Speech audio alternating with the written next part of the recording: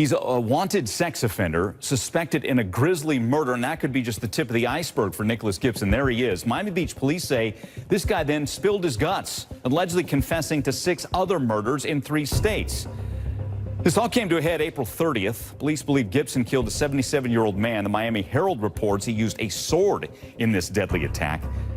Police say he then ran off to New York City, put up a fight, but was arrested there. So this guy, lifelong criminal, sex offender, now potential serial killer. Let's bring in forensic psychiatrist Dr. Carole Lieberman. Good to have you in studio with us here.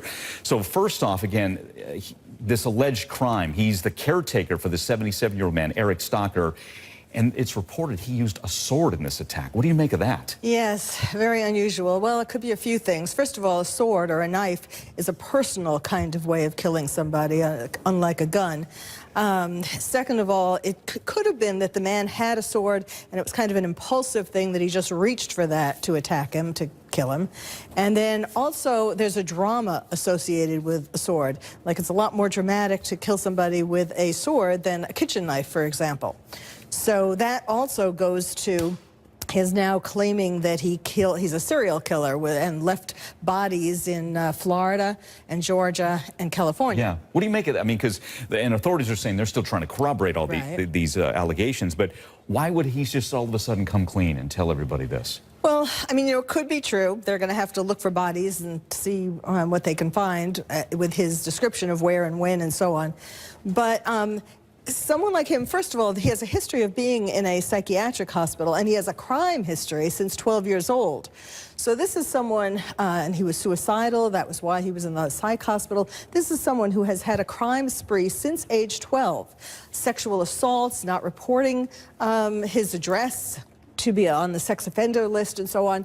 So he clearly wants to be seen as bad and as dangerous. I mean, if he did do it, you know, another thing is that he seems to have become institutionalized since age 12. He keeps getting in trouble for violating parole, so it seems to indicate that he wants to be put back in prison each time because that's where he feels more comfortable than being in the outside. Yeah, because that's what you notice. Again, his criminal history dates back to, you mentioned, he's 12 years old. That year 2000, aggravated sexual assault. He spends 7 years in a juvenile prison, gets out, and it's literally months later, and he's facing a host of sexual assault charges again. Yes. 4.5 more years behind bars. So was there ever any hope for this guy?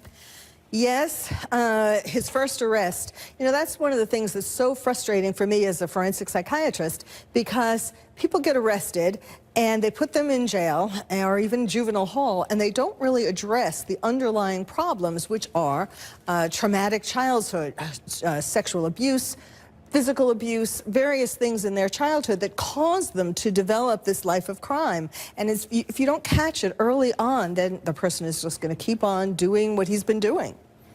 So why, again, to wrap it up here, why do you take all of this, whatever's been going on in his life, out on a 77-year-old man who you're supposed to be caretaker for? Well, yes. You know, there must have been something interesting that happened. That was a very intimate kind of relationship. Whether there was, talk about intimate, whether there was some sexual abuse involved with him as well, or just a murder. But, you know, maybe the man, he got tired of having to take care of the man, you know, responding to all of his demands.